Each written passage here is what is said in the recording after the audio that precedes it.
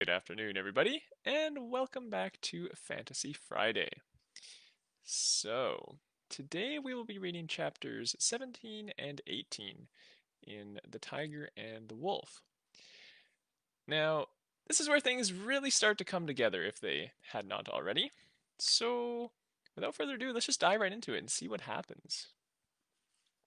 So, here we are with chapter 17. To travel in winter was no man's first choice, but of all the tribes of the crown of the world, the wolf took to it most easily. This was the hungry season, when their totem walked the field of stars above them, when deer and boar stayed close to their homes, when horses would founder and get lost. The wolves ran free and taught all others exactly why the winter was to be feared.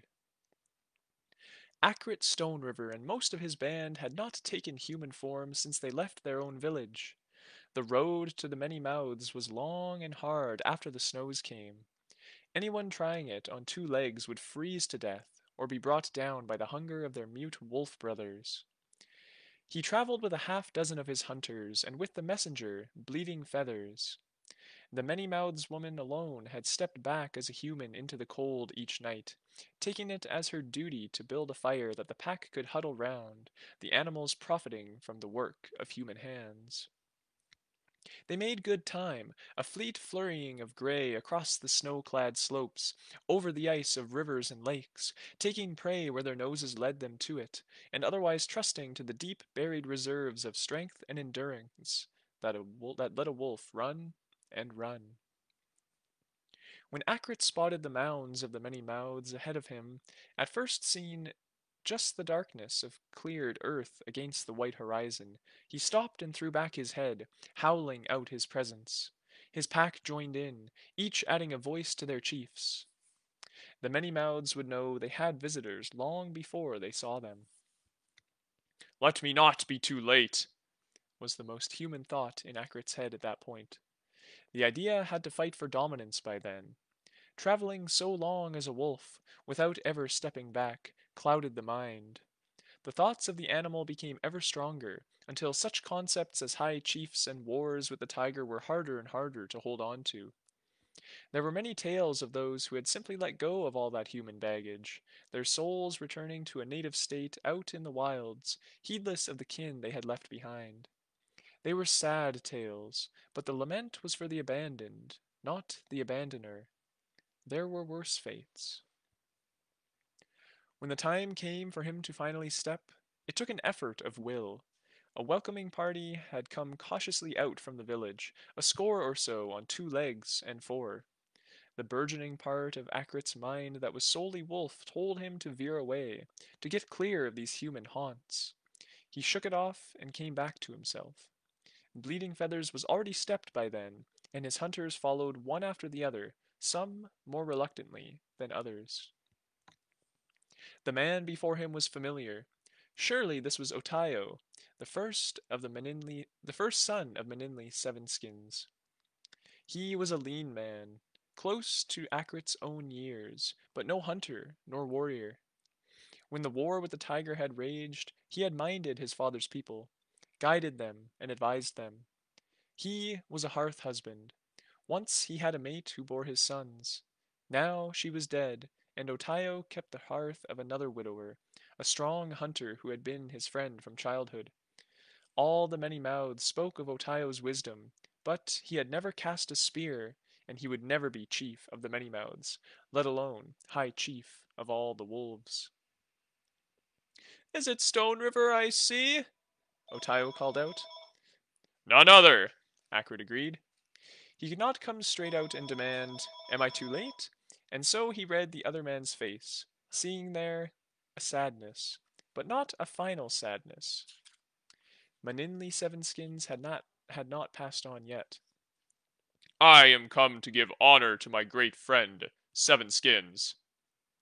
Otayo nodded, surely well aware that more than mere sentiment had brought Akrit all this way, but he threw wide his arms and declared, I give the winter runners welcome in my father's name. Your hard journey honors us. Will you guest with us this winter? Our journey is no more honor than the High Chief deserves, and we would gladly be your guests.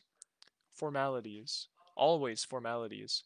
But amongst a people like the wolves, it was wise to reinforce such traditions whenever possible. They would be given food now, sealing the pact between host and visitor, binding them both to fair dealings and good conduct. The village of the Many Mouths was a little smaller than Akrit's own, and it would be a lean winter for the tribe because his people were not the only guests. He spotted moon eaters, so the news of Seven Skins' time had spread that far. Competition, Akrit realized sourly, but a quiet question put to Otayo revealed that the other tribe had not sent their chief, just respectful ambassadors. Otayo fed them in his own hall, which had been built in the shadow of his father's, a fit image for the man's whole life, though he did not seem to begrudge his role. Seven Skins had not been wanting for children, Akrit knew. 4 sons and 3 daughters he had sired, who had survived into adulthood. Akrit remembered his second son well, a fierce warrior who had led the fight against the tiger many times, until they had caught him and killed him slowly. The third son, Water Gathers, had also fought, but only in the war's final year, a youth who had been desperate to win some small slice of glory for himself. He would likely be the new chief of the Many Mouths, thus the man Akrit would have to outmatch. Water Gathers has at least 1 son already, Akrit thought sourly, his thoughts straying briefly to his own troubles. If the girl is dead in the snow, I will have Kalameshli beg the wolf to torment her soul, to rend it to pieces. I will have him bind her ghost into a rattle. Who else aside from Water Gathers would be a challenger for High Chief? The man who governed the Moon Eaters was older than Akrit, a clever man, but not a fierce one. He would be someone to woo, perhaps, with gifts or with promises. The Swiftback's chief was new, a young hunter who had come away unexpectedly victorious from a challenge. Rumor said his own people were already rebellious, and that he might not last long. Still, the wolf was plainly with him, to raise him up so swiftly, and a strong challenge for dominance over the other tribes could be what he needed to secure his position. Otayo granted Akrit and his fellow hunters space in his hall, and Akrit let his people go out into the village, trusting that they would bring him any useful news they heard. He himself had waited long enough. It was time to call upon Meninli Sevenskins. It was time to pay his respects. He had expected the High Chief's great hall to be bustling with well-wishers, slaves, and family. Instead, there was just a woman kneeling before the door, who Akrit thought must be Meninli's wife, the new one, after the tigers had killed his first. He remembered her as young, but she was gray now, and solemn. "Stone River," she greeted him. For a moment he paused, unsure of what to say, but then, "He must be close to his time." she nodded, lips pursed. There was that love that Meninli had always inspired in kin, in friends, even in strangers. Akrit had never known another man his equal for it. Seven Skins could stand up before a hostile crowd and calm them simply with a wave of his hand. He could take the dispirited and broken and turn them into hard warriors. "You are remembering him," the woman divined. Akrit found that he was smiling slightly. "I am. I would like to see him." "He may not know you. He is on the wolf's trail much these days. Best that you step if you do go in." Akrit nodded, and shrugged down into his wolf shape, the world twisting around him as his senses shifted, colors dimmer, sounds sharper, a world of scents rushing in from all sides. Mostly, as she held aside the skins that covered the entryway, he smelled the sickness of Seven Skins. It was a sour, stomach-turning scent, that of a man too long in the world and whose body had begun to fail. It was a smell of rot, of things gone bad, of excrement and stale urine. It was a man scent, though, not a wolf scent, and within the hall was a wolf. Akrit padded in, seeing the old gray beast lying on a pile of skins before the embers of last night's fire. At the intrusion, Manninley pushed himself to his feet, hackles up, and his yellowed teeth showing. Akrit knew the form. He, who had not needed to bow to anyone, man or wolf, in a long time, now ducked his head low, angling it as to show his throat. He stayed still as the older beast stalked over, shaking out the stiffness in his legs. For a moment he thought that Seven Skins would truly not know him, that he was too far gone into senescence or down the wolf's trail. Then Manninley had stepped, and was sitting before him, with his back to the fire, a wondering expression on his face. He had a hand out, almost touching Akrit's muzzle. "Can it be?" he asked softly. Old. He was old. Akrit took a moment before stepping also, because he could not show Manninley a human face with that look of shock on it. The strength that the beast within retained was always deceptive. It could even hide a weak, hollowed-out man like this. Here was Manninley Sevenskins, the man who had brought the war host of the wolf together and beaten the tiger out of the heartlands of the crown of the world. Yes, he had burned through his best days to do it, but he had always been strong, unbreakable. And yet, the years since Akrit had last seen him had broken him. His skin was jaundiced, and he looked as though he had not slept forever, the white of his eyes pink with misplaced blood. He trembled constantly, as though simply sitting there and holding his head up was taking all the strength he had. He was thin, the furs they had clad him in to keep him warm just hanging off his skeletal figure. "I know, I know." The roaring voice of Akrit's memory was a hoarse whisper. "Look at me, old friend. I know." And Akrit forced himself to look. He owed Manninley that much. "It's good to see you one more time, and you brave the winter for me. That's a thought to take with me when I go." Akrit reached out gingerly and laid a hand on his arm, feeling it bone hard, bone cold, fragile as a stick beneath his touch. "You're waiting for midwinter?" Manninley shuddered. "I've waited too long already. I should have gone before the snows. I'm the wolf almost all the time now. The wolf isn't cold or tired like this. The wolf doesn't hurt like this. The wolf can eat, even. Only, when I become a man again, I cannot keep it down." When he shook his head, it seemed to sway loosely on his neck. "Eat?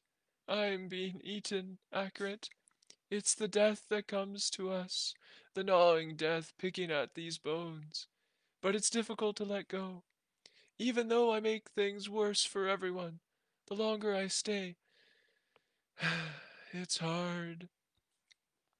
Akrit had always thought that, when the time came, he himself would go bravely and be no burden.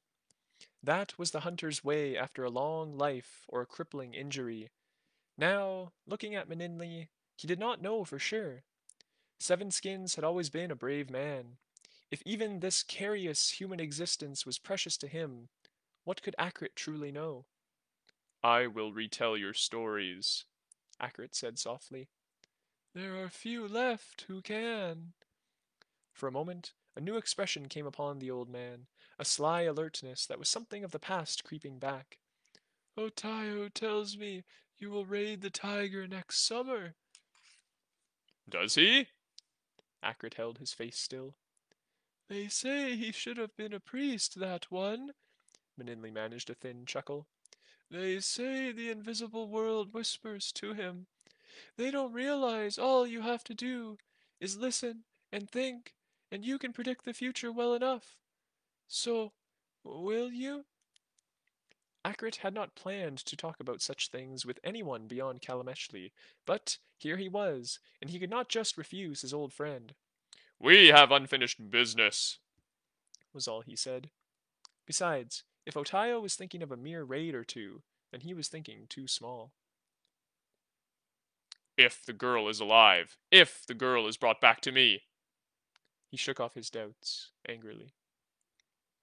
Manninley was watching him from under half-lowered lids. "Too late, too late. I would have been glad to have a few more of the tiger given to the jaws of the wolf, before my passing. It would sweeten my path, surely. What meat would he savor more? When chance brings me one of their warriors, then the wolf will have that meat, and in your name, Akrit promised. The gap-toothed smile he received was almost senile in its bloodlust.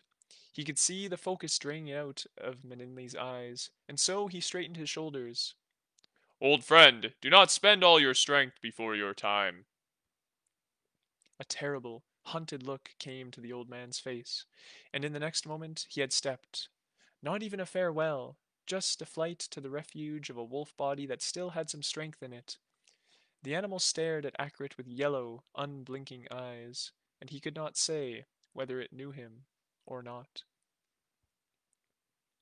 Akrit had assumed that Meninli intended to hold out for midwinter to pass on. Having seen the old man, that seemed unlikely now. The many mouths were holding themselves in constant readiness. Each night, the cold's grip on the crown of the world tightened, and surely their chief must simply wish to let go and leave them. And yet he held on, a little of the man clinging within him, as if fearful of the great dark that was waiting for him.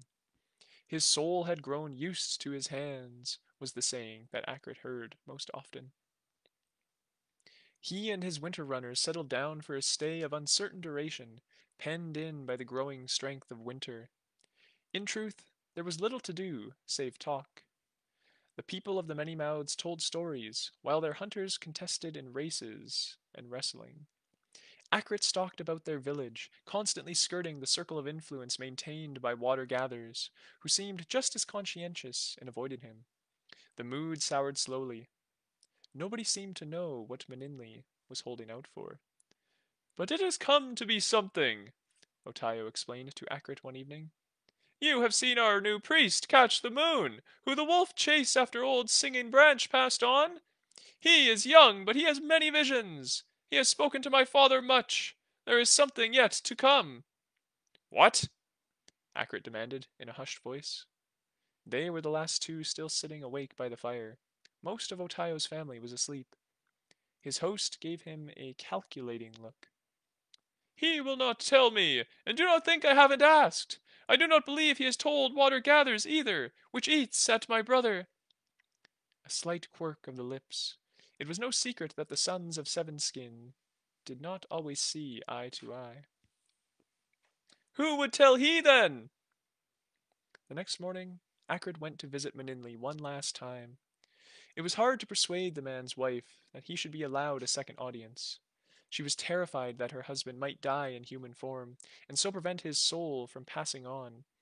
There was a fragility about her eyes that made Akrit wonder if it was not the prospect of Sevenskin's angry ghost haunting the family wall which most frightened her. When Akrit finally talked his way in, he approached the old grey wolf as warily as before. This time, though, Meninli did not step, but just turned away and settled down by the fire, shifting mournfully every so often in an attempt to find a kind of comfort that time had stripped from him. Akrit settled down beside him in human form, knowing that now he must talk and hope the wolf ears would still convey his words to a human mind. He recounted what Otayo had said, fishing for some sign that his suspicions were right, hoping that the bond of one-time comradeship between them would be enough. But he had more to say than that, when the wolf remained a mute animal beside him. It was time for Akrit to share his own dream with Sevenskins, a pledge to the wolf that the old man would carry with him when he passed on. I will take the tiger, he explained softly. Not just raids. I will bring them into the wolf's shadow at last. After that, perhaps the Eyrie will bow to us, or we will starve them out. The work you began, old friend, is not done. The people of the wolf have a destiny. There was a sound beside him, and Meninli was sitting there, old head loose on his neck, eyes almost closed. He looked measurably older than when Akrit had seen him before. But he spoke, and Akrit leant closer to catch the mumbled words. Catch the moon has seen it. There is a time coming, a great dying time.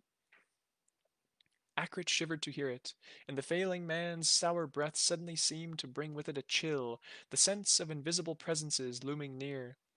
Meninli's soul seemed perched on his very lips, clinging to the last threads of his human existence as his body consumed itself. There would always be spirits hovering close at such a time. Many of them would be wicked, and some would hope to poison Meninli's soul if it was trapped in a dead man's flesh, to turn it into something that would sicken and corrupt all of the many mouths, even all those of the wolf. But such spirits whispered prophecy to the dying, too. The words of a man this close to passing on were pregnant with divination. Catch the moon has seen a shadow that might stretch all the way to the world's end. He says that those who do not submit to it will pass from this world. Whose shadow can that be, save for the wolf's? That is what it must be. He coughed thinly, a feeble and miserable sound. Water gathers, my son. He thinks that the world will never change through all his lifetime, but that every tomorrow will be as yesterday, once he is chief. But you can see further. You know the wolf must grow stronger. I should have sent for you before. The wolf has guided you to come to me. Akrit sat very still. Was this what he had been seeking? Yes, surely. And yet, how much more weight did it place on his shoulders? How much more important that he become high chief, and that he bring the tiger into the wolf's shadow? And for this, for all of this, he needed the girl, Manayee, who might already be dead. He leant close to Meninli, despite the reek of the man's decaying body. My friend, is this what you have stayed for? Know that you may go, you may pass on. You need not torture yourself in this flesh any more. The shake of Seven Skin's head was barely perceptible. There is one more I must see. The withered lips moved again. They are coming to us now, those who can help this destiny to come to pass. When they are here, then I shall know my time is right. Strangers, Akrit, strangers in winter. Mark them. It may be their deaths that you need, or it may be their lives. Make your decision wisely. A day later, a band of the Horse Society stumbled into the Many Mouths village, led by two coyotes and a crow, and in their midst were three strange figures, two southerners and a plainswoman, and Akrit knew the time had come. So, we have some foreigners now. And we know a little band of people who were traveling north not too long ago. Let's see how that turns out in chapter number 18.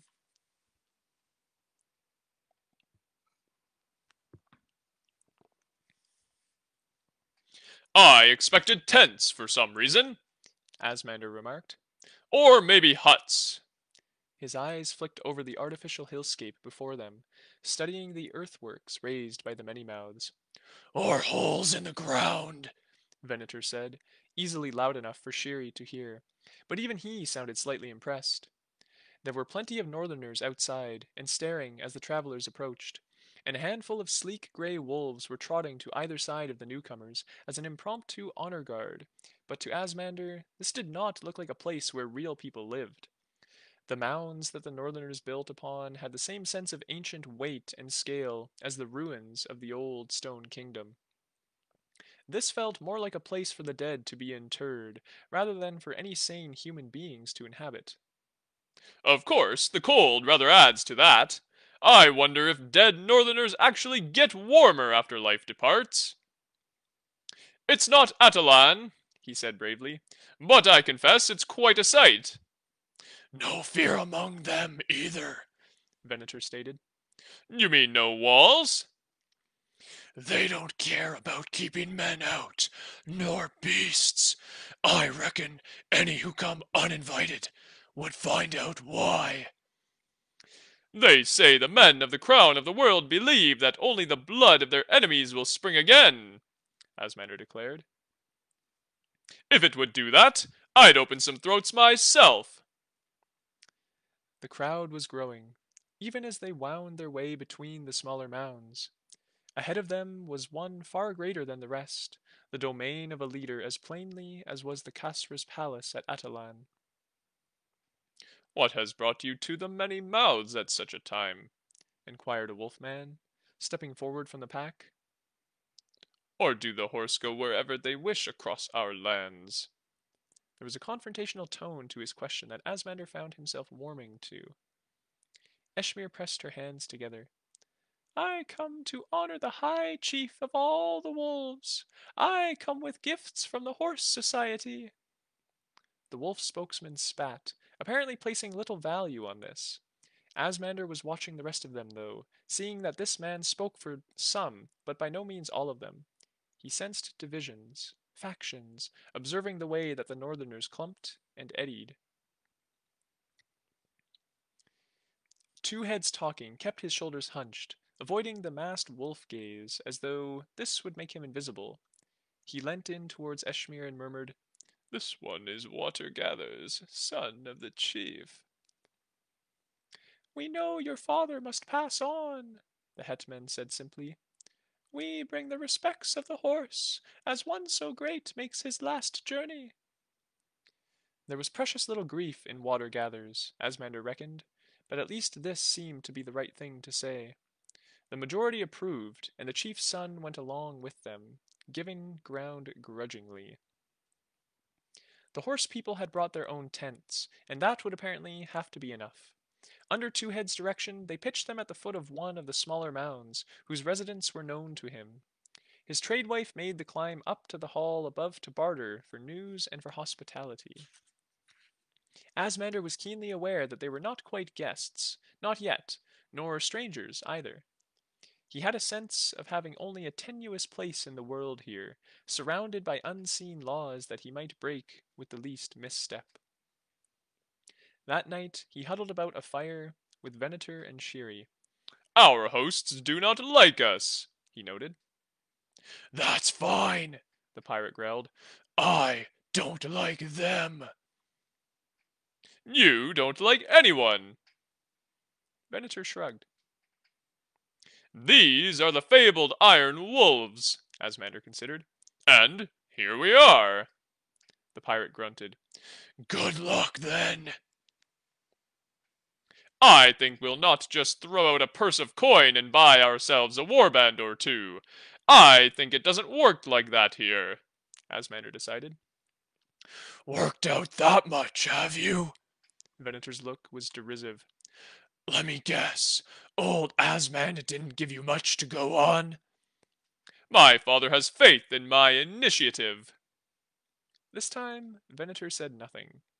Shyri looked from one to the other. Someone tell me what you're both not saying, she said at last. It is a small matter.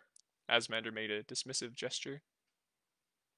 With so many enemies around us, no matters are small matters. So you think them enemies too? She laughed, uttering a brief high yap of a sound, always disconcerting to hear from a human throat.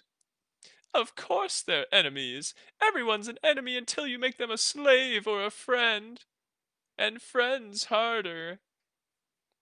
How lovely it must be to be a plains dweller, Asmander remarked. Such carefree lives of constant happiness. Happy indeed, she agreed. For it is not I who am sent here to beg. Such security you southerners must know, that you invite in even the wolf to keep the peace. These things are known, Venator murmured. Enough from you, Asmander told him, more sharply than he meant. But the older man just chuckled. Because he could not sleep, the night found him later outside their tents, in a chill that seemed to have banished even the wolf tribe to their hearths and halls. Above, the sky had the hallucinatory clarity of a scene viewed through a drop of water. He felt that he could count every star. When he heard the scruff of someone approaching behind him, he was not surprised to find Shyri there. I begin to think I must have killed you back in the ruins, he said softly. No ghost ever haunted a man more diligently. Yes, it's all about you, she replied dismissively, arms folded. But then her next words were, So, the father who sent you, he loves his children, yes? It is a great honor to have a champion for a son. He takes great pride in it, no doubt. He is a proud man, Asmander told her. Having a son greater than yourself, that sounds like the sort of honor that could rub badly against a man's pride, she observed. Her attempt at an innocent expression was pitiful. You have been listening to Venator too much. He doesn't like your father. Being liked is not my father's aim in life. Asmander immediately wished he had not said it. The cold here seemed to draw words out of him, as though speaking hard truths was the only way he could keep warm. Venator has his reasons. My father took his name from him. I thought you did that. Well, Venator doesn't like me either. She regarded him doubtfully, taking a step closer. She reminded him of someone stalking small game, trying to get as close as possible before it spooked. Let me guess. Your own father is a paragon of mercy and kindness, he suggested. She snorted. Mercy and kindness are things the laughing men have no use for, Longmouth, and it's the least of a girl's worries where I come from, to know her father. I envy you, he murmured. Then you don't know my mother. I'd trade her for your father any day. He found he was grinning, despite having come out here with the express purpose of indulging his melancholy. Then, lie with me, she said. He gave her a very appraising look, and she laughed at him. Longmouth, she said, it is freezing, and the horse tents are worth nothing. Come lie down, and share your warmth at least, instead of pissing it out into this big sky. Or do I go fit myself into Venator's armpit instead? Ah, romance, he said dryly, and took her hand when she extended it to him. Let the three of us entwine ourselves, then. Perhaps we can scandalize the locals. Akrit knew, somehow, when he awakened. There was something about the pale, flat light of morning that told him so, as certainly as if a spirit had whispered the knowledge in his ear. Today. As he broke his fast with his own hunters and Otayo's family, the knowledge would not be kept inside. It will be today. Sevenskin's oldest son nodded soberly. By the time the sun had cleared the horizon, most of the many mouths had gathered. The foreigners were there too, standing in a close-knit group with their guides a few steps away, as though ready to deny any association with them at a moment's notice. Coyotes and crows, Akrit thought derisively, but even such scavengers had their uses. Casting his gaze about, he met the eyes of Water Gathers, Otayo's younger brother. The hunter was staring at him with a flat, patient dislike. Good. We understand one another. It must have soured the cub's milk when Stone River had come to pay his respects. No doubt Water Gathers reckoned himself as great a man as his father, fit to live in his hall and call himself High Chief. Akrit wondered whether Meninli's son had it in him to kill a guest of his tribe.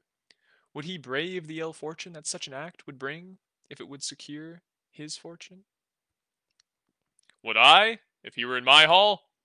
Akrit gave the thought some honest consideration. I would broach it with Kalameshli, at least. There would be a great gathering of the tribes at the equinox. Perhaps the wolves would kneel to a new leader then. Akrit tried to weigh the odds. A tested warrior-in-chief, backed by a respected priest, set against Sevenskin's son with his youth and his children. They will not choose. He could already see how it would go. They will hold back, and the longer they do so, the further apart they will grow, until no man will kneel to a high chief at all. Then all that work in bringing the wolf together must begin again. So I must prove myself. I must either win the fealty of the tiger or destroy them. I must do this even if the girl is gone. And it must be this year. Another winter will be too late. Up on the chief's mound, Meninli's wife emerged from his hall. Seeing her face, Akrit knew it must be time. A ripple of that grim knowledge passed through the crowd. The man they had respected and loved would not be leading them into another spring. He himself emerged into the cold air, padding past the woman who had been his wife and lifting his shaggy head to sniff at the morning. As a man, he had been cadaverous, eaten away by time and the curses that time brings. As a wolf, he was old, but still sound.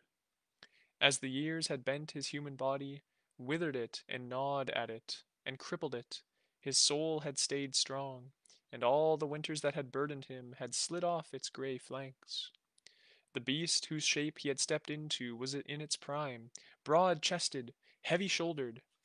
There was a pack out there in the fields of winter whose chief would face a hard choice tonight, to fight or to yield. Akrit would stake a great deal on that yield, for Manninley was a leader no matter what form he took. For a moment, as he passed his wife, Seven Skins stepped back, revealing an eye blink of a stooped, shuffling old man, his naked form showing every fold and crease, the fragile cage of his ribs where the skin was stretched over them, the belly distended and lopsided with the tumor of his disease. His fingers trailed through his wife's hand, one last touch, one last moment of humanity, before he passed. Then he was on 4 feet once more, descending from the mound and already moving to a subtly different beat, not the stepped man, but the mute beast. Within him, Akrit knew his human mind would be sloughing away. All the likes and dislikes, the memories, the thoughts that had made him Manninley Sevenskins would unravel like loose threads until only his true soul, the core of him, would be left. By the time he reached the mound's foot, he was moving faster, a beast that finds itself trespassing in a human place, eager to be gone. His people made way for him, and the grey wolf that had once earned the name Seven Skins bolted for the outskirts of the village.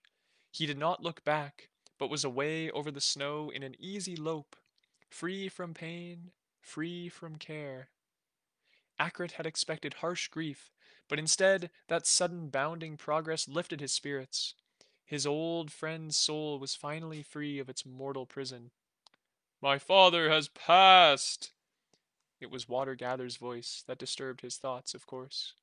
Manninley's hunter son was striding into the empty space left by his father's passage. He has gone to join his mute brothers. Shall his soul go alone, or shall the wolf watch over him and bless him in his new life? Akrit's eyes were narrow, and his hand was on his knife hilt. This was a bold move from Water-Gather's, but then he was just as much in need of deeds as Akrit himself. While the chief of the Winter Runners had concerned himself with the ritual of passing, it seemed his rival had been making plans. My father was a great man, Water-Gathers went on.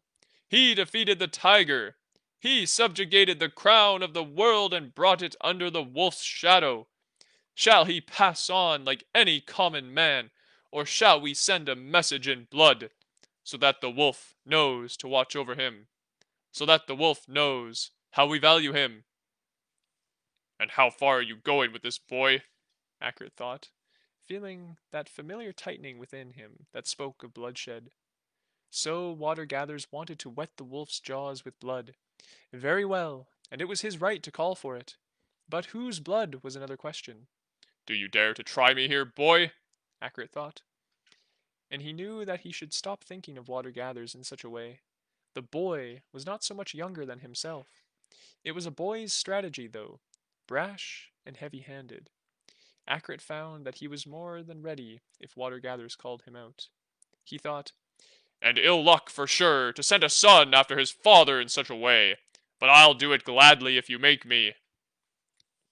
For a moment, their eyes met, and Akrit could see him working up courage, finding out whether he had it in him to try and send Stone River to the wolf. They sensed together the precise moment that Water-Gather's resolve failed him, and instead he cast about him, looking for another victim. Naturally enough, his eye lit on the little band of the Horse Society. See, he called out, see what wolf has delivered to us. The horse come to us with gifts. Let them make a gift of blood for the wolf's jaws. It was a stupid idea, Akrit knew.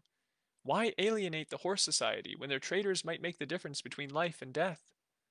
But some of the many mouths were already calling out their support. Their faces were hard with grief for their lost leader, the man who had guided them for 2 generations. Time and old age were enemies they could not offer to the wolf in sacrifice, after all. Otayo was not happy, but he was not a hunter either. Being Water Gather's older brother would count for nothing. Even the young priest, Catch the Moon, was nodding along. The foolishness of it was goading, and perhaps that was even part of the plan. Akrit would not speak out. It was not his place, not with so many of the locals set on the idea. And perhaps this was what Seven Skins had meant when he said the foreigners were important. Perhaps their blood in the wolf's jaws was all that the future needed. Akrit thought. So should I cheer them on? But Akrit stayed silent and watched. Water Gather's hunters were closing in on the foreigners, who had bunched together, hands reaching for weapons. It surprised Akrit just how many were in on the impromptu warband.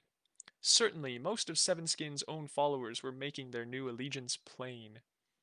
His own retinue were looking at him, but he held them back with the smallest gesture. Just let this play out.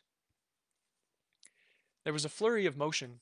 The crow man that the horse had brought with them was abruptly in the air, a confusion of black wings as he bolted for the skies. For a moment, Akrit thought he had made it, but someone had a bow to hand, and a moment later the heavy bird had jerked in the air under an arrow's impact.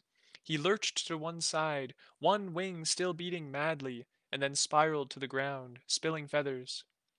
The many mouths tried to bind his neck to keep him from stepping, but what fell to earth was already a corpse, the man's spirit flown where his body could not.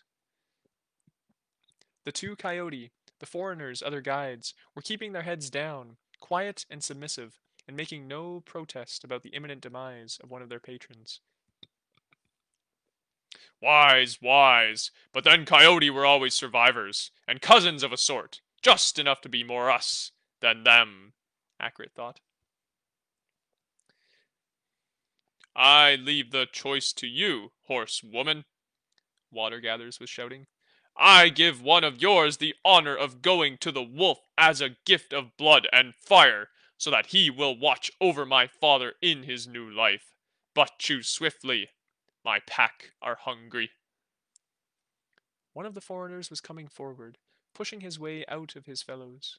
It was the dark youth, the most exotic of them. You may have my blood. It took Akrit a moment to understand what he was saying. He spoke the language, but in a strange way. You may have my blood, yes, but only if you fight me for it. It must be taken, not gifted. What makes you think you can set terms? Water Gathers demanded. Do you know what a champion is in these lands? The southerner demanded. I am a champion of the river nation. Come, which of you will take my blood? Akrit stayed silent, but his pulse quickened abruptly. Seven Skins' vision. Is this what he meant? And before he could think too much of it, he was calling out, It's only right, is it not? Challenge is the lifeblood of the wolf. Water Gather's head snapped round, glowering. What say you? I am chief here. Akrit grinned, or at least he bared his teeth, because of course the man was not chief yet, and abruptly his support was ebbing away, his hubris suddenly unpopular. I have no say, of course. I am but a guest, Stone River went on. But I have led the Winter Runners for many years, and I know what it means when a man refuses a fight. The trap closed neatly, leaving Water Gathers inside it. There were many things that would lose a man the confidence of his people, but none cut so deep as cowardice. Asmander held himself very still, waiting. Either he was going to have to fight, or all of them were, and they'd most likely die if it was their little band against the whole of the many mouths. This other chief of theirs seemed to be winning some of them over, though, enough that the certainty of a bloodbath was now becoming something muddled and unclear. For a moment, nobody seemed to know what would come next, and the old chief's firebrand son had lost his momentum. Then a burly hunter was stepping out from the throng, a big, scarred man of Venator's age. I will fight the black man, he stated. I will give his blood to the wolf. For 7 skins I will do this. Sure as flint, the chief's son named him. You were my father's fiercest warrior. Fitting the honor should be yours. You have any idea what you're doing? Venator growled in Asmander's ear. Only, I heard you were supposed to be recruiting this mob. Just let them have a horse girl to cut up. Honor, Asmander told him. You wouldn't understand. Venator rolled his eyes, but then gave a sharp nod, and Asmander saw the chief's son, the angry one, approaching, sizing him up. Champion, he spat, glaring at Asmander. You have such warriors among the people of the wolf. A sneer. We are all champions. Prepare your soul, black man. When you are dead, your friends will go with you to the altar of the wolf. All of them. Oh, well done, Shyri remarked as the man stalked off. You'd just have thrown them one of our number, would you? Asmander asked her, genuinely interested. Harsh seasons, harsh measures, she shrugged. There are a lot of them. It won't be fun fighting clear of here once your corpse hits the floor. Such optimism. Well, you're the one come to buy their service, because they're such terrifying warriors. And Venator pointed out, We get to see just how good then? That was your plan. Plans are overrated, Asmander shrugged. Get my armor. I don't know much about souls, but I'll prepare my body. So he pulled on his quilted cuirass, with the plates of obsidian nestling in each diamond panel. About his waist went his belt of twisted cloth, with a panel of layered cotton to guard his groin. He had a bracer of interwoven hide strips for his left forearm, and greaves of the same make for his shins. A little tortoise-shell buckler slipped over the knuckles of his right hand. So he donned all the fragments and pieces of his life, and the ritual was a comforting, centering one. At his heels went his sickle-shaped jade spurs, and in his hand his stone-toothed Macan sword. Sure as Flint was coming now, having made his own preparations, no doubt just as much a ritual, drawing the spirit of the wolf about him just as Asmander had cloaked himself in the invisible influence of old Crocodile. Venator's low whistle of appreciation was the only sound the watching wolf tribe had gone reverentially quiet. Here was what Asmander had come to find. Here was one of the legendary iron wolves whose fame had spread as far as the Riverlands. He wore a wolf's pelt, cut so that the beast's head topped his own, fitting over a cap of leather and fur. The dead beast's hollow socket seemed to fix Asmander with a judging stare, and he wondered if the creature's soul was bound inside there, a spectral ally for the man who bore its skin. Sure as Flint had bracers from wrist to elbow that were leather set with bronze discs. Above that was his coat, which fell from neck to knee. Asmander had never seen anything like it. It was a coat of iron hairs, all twisted into curls and interlinked with each other. Wires, he realized, like a jeweler might draw from gold or silver, and yet who would ever have made armor out of wire? But this was the wolf iron. This was the magic these people guarded so carefully. He felt almost privileged. In the man's hands was an axe with a curved blade that gleamed like the moon. Black man, said Sure as Flint, shrugging his shoulders a little to shift the weight of his iron hair coat. You have a name? I am the first son of Asman. Let no man say the son of Asman lacks courage, the wolf stated. I promise you a good death. His eyes twitched to cover the other travelers, an acknowledgment that the same consideration would not be extended to them. Asmander let himself settle into his fighting stance. Come, then. I'm sure we both have other business to attend to. Even as he spoke, he stepped, letting the champion's soul well up within him, falling forwards into its clawed embrace, as if into the arms of a lover. He had a brief sense of a ripple of shock passing out through the watching wolves, but after that he was the champion, and the champion did not care. For a moment, sure as Flint paused, but he was not awed, just made curious. He took 2 steps back and then dropped to all fours, and was a great black wolf, heavy built and snarling. They circled each other, the wolf padding softly, his yellow eyes fixed on his opponent. Asmander's met them, unblinking. He leapt. He had not fought wolves before, but he reasoned that they would be little different from lions or hyenas, and this big sack of hair was surely not so very quick. Sure as Flint was quick. He flinched aside from Asmander's pounce, snapped at him to keep him back, and then lunged for his leg, one fang dragging across the champion's quill scales as they parted. Pushing for the initiative, the wolf was following him up immediately, taking advantage of Asmander's surprise. The surprise was feigned. The champion kicked off from the ground just as those jagged jaws lunged towards him. He came down askew across the wolf's shoulders, ripping in with the curved claws of his feet, about to bite. His talons just scraped harmlessly off the beast's hide. Beneath that hair he felt the shifting links of Flint's iron coat. Then the wolf had shaken him off, sending him sprawling and then darting after him, ripping at his opponent's stomach. Asmander got a rake across the wolf's nose that discouraged the beast, scrambling to his feet and putting some distance between them. He could feel a dull knuckle of pain in his gut, a little blood drawn, and his own stone and cotton armor had barely slowed the wolf's metal fangs. What he chiefly felt was exultation, not just at the ferocity of the fight, but at the knowledge that, should he survive this clash, he had found what he had been sent to find. Whether or not his father had truly believed in this myth, here was the supernatural strength of the North condensed into this alien metal. He made another 2 sudden sallies, relying on his speed to keep his hide intact.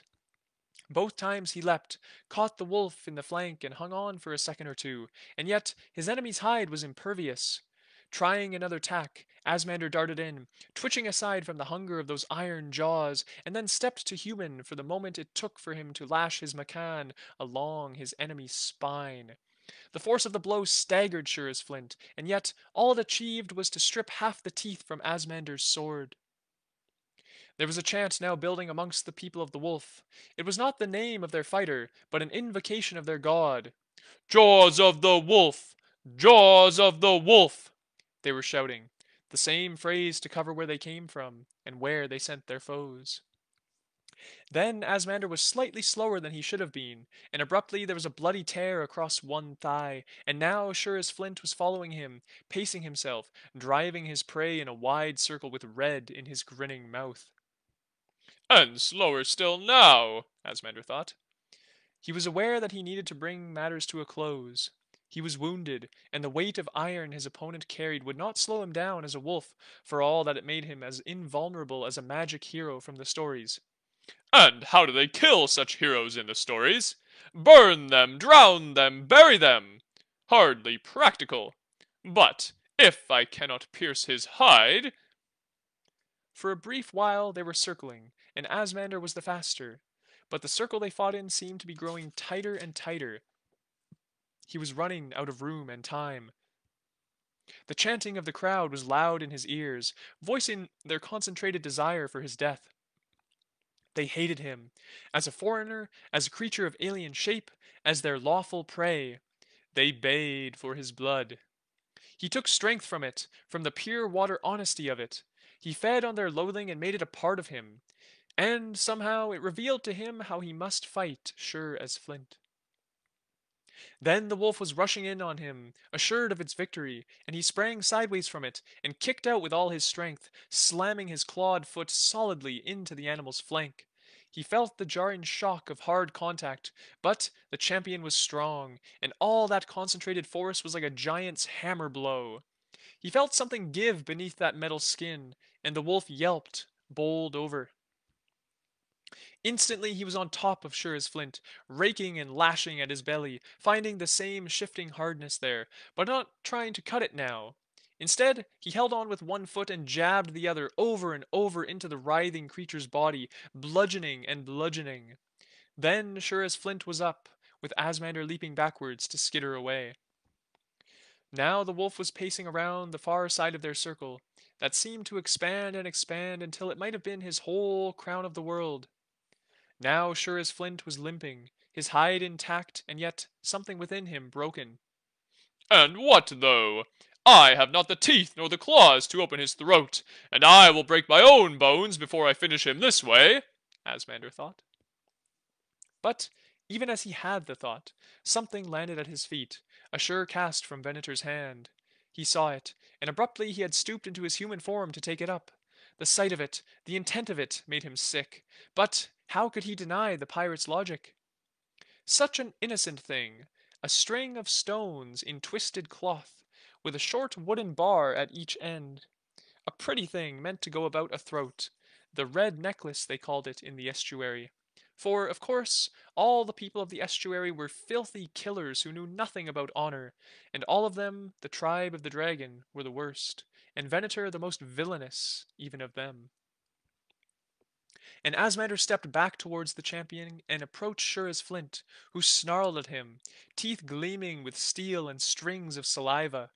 The wolf lunged, but Asmander was on him, at first hanging on with tooth and claw, then with hands and locked legs as he fumbled for the beast's throat.